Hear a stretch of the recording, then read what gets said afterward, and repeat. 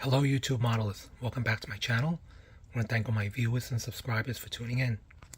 So here is the final reveal of my group build of wheeled vehicles in military use. I want to thank our hosts. Hopefully I pronounced their names right. I think I've been mispronouncing it this whole time. It's Joachim from Yorama and Markus from Scale Bench.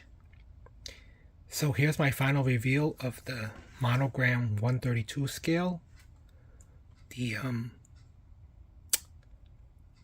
Panzerspahwagen, the specialized purpose vehicle, or the Sonderkraftfahrzeug 232, and it's built up with all the accessories in the diorama.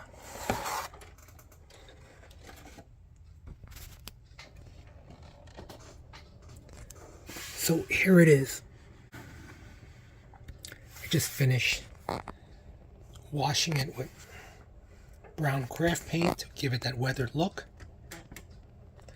So this tent, there's holes on the top and on the bottom for you to put the guidelines to the ground and just strap the top to the antenna frame. But obviously I didn't do that because this is just so you can get a view of what it would look like with all the accessories.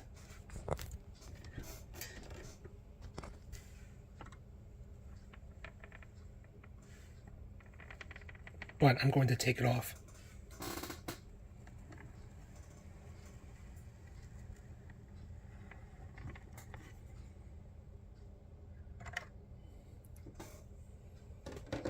So here is the man cooking his sausages over the fire. Sausages look good. He's got his wristwatch on. The campfire flame.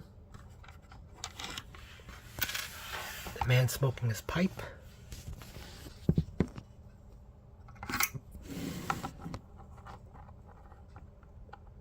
With the goggles on his cap,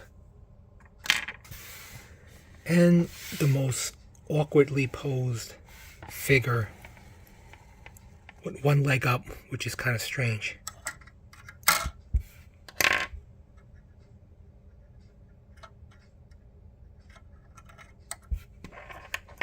He has his binoculars on.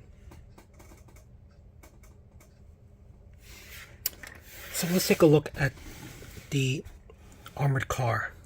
So I have it with the Africa Corps. We've got the battalion markings on it. So it's put together, weathered, and I put the panel line accents on it.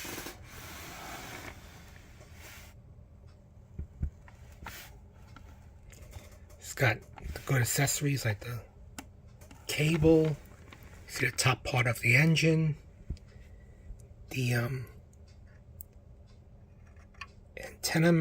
antenna frame on the top. Still allows the turret to turn.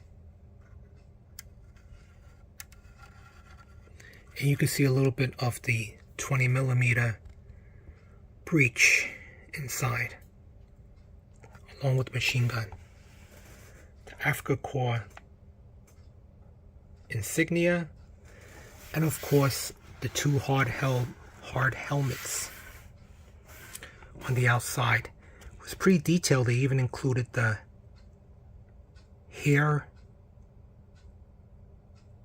eagle, the German hare eagle, on one side of the helmet,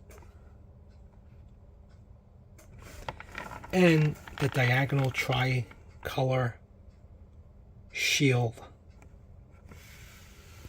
Of course, with the license plates, the dual exhaust mufflers. I weathered the tires, it's probably muddy. And of course, accent the hatches, hinges, and the viewports. But overall, pretty good build. I'm pretty impressed from a kit that was issued in 1974 by Monogram. This is a 2011 release. I don't think they produce it anymore. There was some flashing, but not too bad to remove it. I did have a little bit of a fit issue on the front, because if you notice, it's more like a pitched on the top, like a diamond shape. So there was, I think, a short shot, because there was a hole on the side, but it was covered by this jerry can. But I had to fill it up with putty, and a little bit of a fit issue, so I just puttied it up. You can see a little bit of the putty on the side. But it does have to be neat because it's a military vehicle. As far as all the accessories, like the jerry cans and hard hats, I follow the Monogram instructions, but based on my research on the internet, it seems like there's no standardized way of carrying all of the accessories. It was basically whatever you can carry, wherever you can carry it. So I've seen them lying on the side, standing on the end, strapped to the back, strapped to the front. So basically it's just strapping as much stuff wherever you can. But overall it was a good build.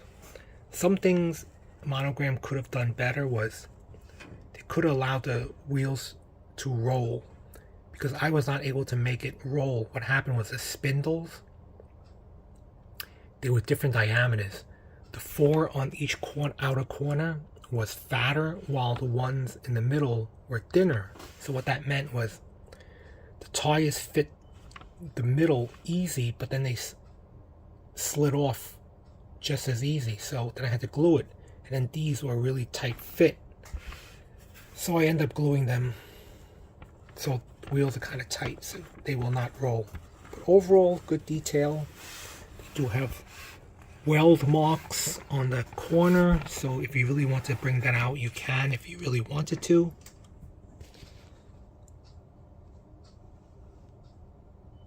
But pretty good detail. Do include tools. I think this one might even be slightly more detailed than the Tamiya kit, because I think I took a look at the Tamiya instructions and the hatches do not open. This one, at least, it opened, and it has a little top plate to make it look like there's an engine, but obviously it's just a top plate. But other than that, good kit. Detail on the bottom is also equally as impressive, because you have all the stabilizer bars, all the heavy-duty leaf springs, all the drive shafts, axles, heavy-duty axles, and the independent drive axles as well, along with what looks like some kind of bushing or covering for the bushings, which I highlighted with black and then with some weathering as well. But I'm pretty impressed with like the stabilizer bars. You see the stabilizer bars on the end. It's got the tow hooks. So pretty impressive. Pretty impressive. So overall, good build, especially for an old kit. But they could have allowed the wheels to roll. But I am impressed with the accessories, the figures, and everything else. So stay tuned for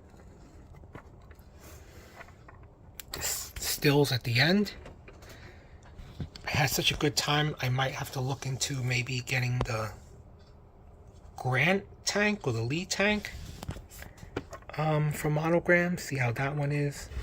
But overall, good build. Obviously, they gave you the option for the Polish campaign, which you would spray paint in dark Panzer gray. And this is a recon vehicle for the Africa Corps, so that's why you have the antenna frame on top, which I thought added to the intricacy of detail to this kit. But obviously you can build it without it and make it a regular armored car. So hope you guys like this build. I had a great time. Thanks again to Joachim and Markus for hosting this, and I don't speak to you in the next day or two, have a good holiday, and speak to you guys soon. Thanks.